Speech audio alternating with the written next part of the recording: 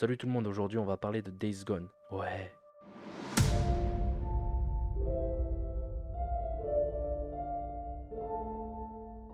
Days Gone est un jeu vidéo de tir à la troisième personne d'action-aventure du genre survival horror, développé par Cyan.Bed Studio et édité par Sony Interactive Entertainment. Sorti le 26 avril 2019 sur PlayStation 4. Il se déroule dans un contexte apocalyptique dans le nord-ouest des États-Unis en Oregon. Un portage du jeu sur PC sort le 18 mai 2021. Pour ceux qui ne connaîtraient pas Days Gone, je vous fais un petit résumé. Le jeu commence en 2017 dans le nord-ouest des États-Unis en Oregon lorsqu'une pandémie mondiale se déclare, transformant toute personne dite infectée en des êtres plus animaux qu'humains, les mutants. L'histoire débute le premier jour de l'épidémie dans une ville nommée Farwell. Le protagoniste principal, Deacon St. John, accompagné de son meilleur ami Boozer, de sa femme Sarah. Deacon cherche un héliport pour sauver sa femme qui vient de se faire poignarder. Il convainc un homme nommé O'Brien de la faire monter dans un hélicoptère du Nero. Le joueur incarne donc Deacon St. John, un biker des Mongrels accompagné de son meilleur ami et son frère Boozer, aussi membre des Mongrels. Le jeu se déroule 2 ans après les événements avec le Nero.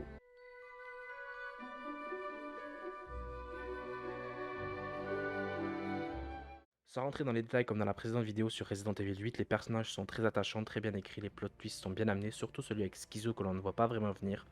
Boozer et Sarah et le camp de Lost Lake sont les gros points forts du jeu. Il y a beaucoup de contenu à découvrir, que ce soit au niveau des objets, des crafts ou même des hordes qui sont, pour ma part, même en survie 2, très faciles. Je précise que j'ai fini le jeu à 100%, il ne me manque plus que le trophée finir l'histoire en survie 2. Et j'ai aussi fait les défis, pas comme mon comparse qui a même pas essayé. Les quêtes principales comme secondaires sont assez plaisantes, les défis sont une purge totale et mettront vos nerfs à rude épreuve pour 10 misérables points. Un exemple de défi, une horde de 300 mutants à tuer sans roulade et sans se faire toucher avec 50 carreaux d'arbalète. Pour moi, le personnage de Deacon St. John est extrêmement bien amené dans l'histoire tout en donnant à l'œuvre ce côté bourrin. Les grouilleurs, il s'agit du mutant de base, une créature ma forme humaine ultra agressive qui se promène en bande et attaque à vue toute vie humaine ou animale pour s'en repaître. En petit nombre, il ne constitue pas une véritable menace du moment que vous êtes bien armé, mais il arrive que différentes bandes de grouilleurs se croisent et s'unissent jusqu'à former une horde de plusieurs centaines de créatures. Il suffit que l'un d'entre eux vous voit pour que vous soyez poursuivi par toute la smala. À moins de trouver un moyen de rejoindre votre moto ou de vous enfuir, vos chances de survie sont quasi nulles. Les grouilleurs sont des créatures qui n'apprécient pas la lumière, ils ont tendance à se cacher dans les grottes et dans les bâtiments lorsqu'il fait jour, la nuit tombée ou quand le temps se couvre, ils sortent de leur nid, rendant les environnements extérieurs difficiles à traverser. Les albinos. Les albinos sont des grouilleurs qui ont muté un peu plus. Ils sont plus dangereux en tout point, ils sont plus rapides, plus puissants, plus résistants. Même si vos armes classiques peuvent tuer un grouilleur en 1 ou 2 coups, il en faudra au moins le double pour tuer un albinos. Vous trouverez surtout les albinos dans les régions les plus froides de Days Gone. Les têtards, ce sont des ennemis malins et lâches. Les têtards sont de petits mutants qui se déplacent en silence à 4 pattes. Ils ne sont pas très résistants, mais ils se cacheront s'ils vous repèrent, puis se mettront à vous suivre. Ils profiteront de vos moments d'inattention ou de faiblesse pour vous sauter dessus, vous accrocher à vous et vous mordre à pleines dents. Si vous les suivez ou entrez dans leur territoire, ils deviendront fous et feront tout pour le défendre, ce qui les rendra plus agressifs et dangereux. Certains têtards portent des sacs à dos, ils auront tendance à vous sauter dessus dans le but de vous voler vos armes et vos équipements. Vous allez devoir les poursuivre et les tuer si vous souhaitez les récupérer, autrement ils seront perdus à jamais. Les Beuglards. Les Beuglards sont parfois difficiles à distinguer des grouilleurs, mais ils sont les seuls mutants à avoir conservé une longue chevelure blanche. Ce sont des veilleuses qui errent dans certaines zones. Les Beuglards refusent systématiquement le combat et ne pourront pas vous faire de dégâts directs. En revanche, si l'une d'elles vous repère et que vous ne la tuez pas instantanément, elle se mettra à hurler, attirant tous les autres mutants dans les alentours. Même ceux qui dorment dans les nids, la horde la plus proche peut également débarquer, ce qui vous placera dans une situation très délicate. Si vous êtes trop proche d'une Beuglarde au moment de son cri, Deacon sera forcé de porter ses mains vers ses oreilles pour amortir le son, l'écran deviendra trouble et vous perdrez toute votre énergie. Ce problème est encore plus grave si cela arrive lorsque vous êtes à moto puisque vous tomberez purement et simplement de votre véhicule, ce qui le rendra totalement inapte à l'utilisation. Les brutes, ce sont des combattants puissants et résistants. Les brutes sont des grouilleurs plus rapides, puissants, mais surtout beaucoup plus résistants. Ils ont tendance à massacrer tout ce qui passe dans leur champ de vision, même si ce sont des grouilleurs. Les brutes peuvent vous saisir d'un seul bras et vous faire passer un très mauvais moment. Pour vaincre une brute, il est conseillé de lui mettre feu. Une brute enflammée subit bien plus de dégâts de vos armes. Utilisez donc les molotovs ou les bidons d'explosifs pour carboniser ces colosses avant de les mitrailler avec vos armes les plus puissantes. Ou vous pouvez également vous munir d'une compétence qui permet de les tuer avec votre couteau de botte lorsqu'il ne vous a pas repéré.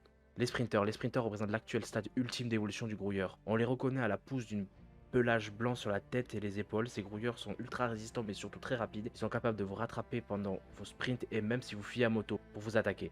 Ils feront en sorte de disparaître de votre champ de vision à la vitesse de l'éclair et vous frapperez par derrière. Il est fortement conseillé d'utiliser vos armes les plus lourdes, la concentration et les mines de proximité pour les éliminer. Les rageurs sont des ours contaminés. Si l'ours classique est déjà très résistant, le rageur est un véritable sac de viande capable d'encaisser des centaines et des centaines de balles. Pour les éliminer, il vaut mieux utiliser des explosifs afin de les étourdir avant de tirer vos meilleures armes dans la tête. N'hésitez pas à escalader des véhicules ou des bâtiments afin de vous mettre à distance entre vous et la créature. Les cavaleurs sont des loups contaminés. Comme les loups, ils attaquent en meute, mais ils ne feront aucune distinction entre humains, animaux ou grouilleurs. La particularité des cavaleurs sont qu'une fois qu'ils ont choisi une cible, ils ne la lâcheront plus. Et comme leur nom l'indique, ils sont prêts à cavaler derrière vous-même. Vous devrez généralement les tuer en pleine course à l'aide de votre arme de poing. Les meilleurs outils pour s'en débarrasser sont les fusils à pompe. Pour en revenir à l'histoire, sans rentrer dans trop de détails, sinon la vidéo ferait 2h40. Donc voilà nos avis.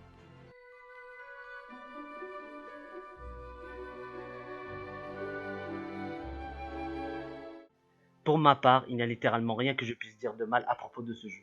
Je ne me suis jamais senti aussi connecté à un personnage et investi dans son histoire autant que Deacon St. John. Et ce jeu restera gravé dans ma mémoire pendant longtemps, du début jusqu'à la fin. C'est une histoire réconfortante, déchirante et épique sans comparaison. C'est presque comme si je pouvais ressentir tout ce que Deacon ressentait. Ses luttes, sa frustration, sa douleur et sa joie. Tout semble réel, d'une manière qu'aucun autre jeu ne fait.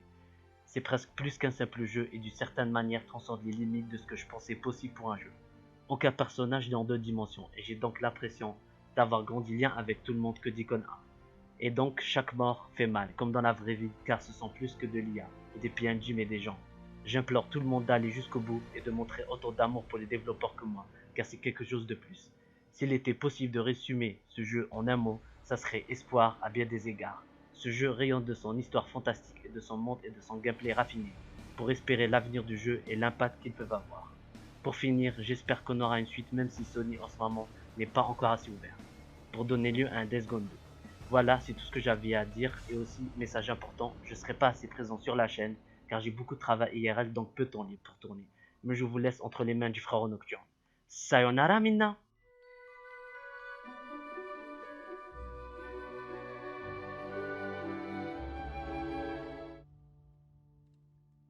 Le jeu, malgré la critique, je lui mets la note de 18,5 sur 20. Comme je l'ai déjà dit, l'histoire, les personnages, le plot twist qui sont amenés à la perfection.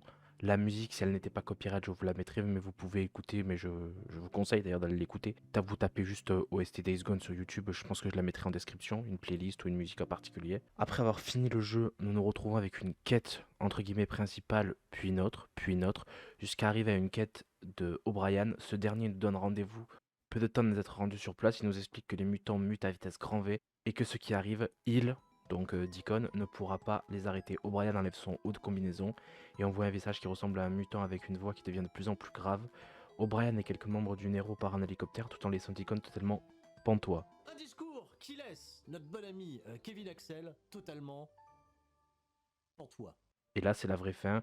On nous utilise un Days Gone 2 à première vue, mais Sony n'a pas demandé de suite avec les ventes PC. Le jeu a suscité beaucoup de plus d'attention et de visibilité de la part du public et des fans. Je pense que dans les années à venir, il y aura un Days Gone 2 ou un Days Gone chapitre 2. Merci d'avoir regardé. N'hésitez pas à liker, partager, commenter la vidéo et activer la cloche de notification.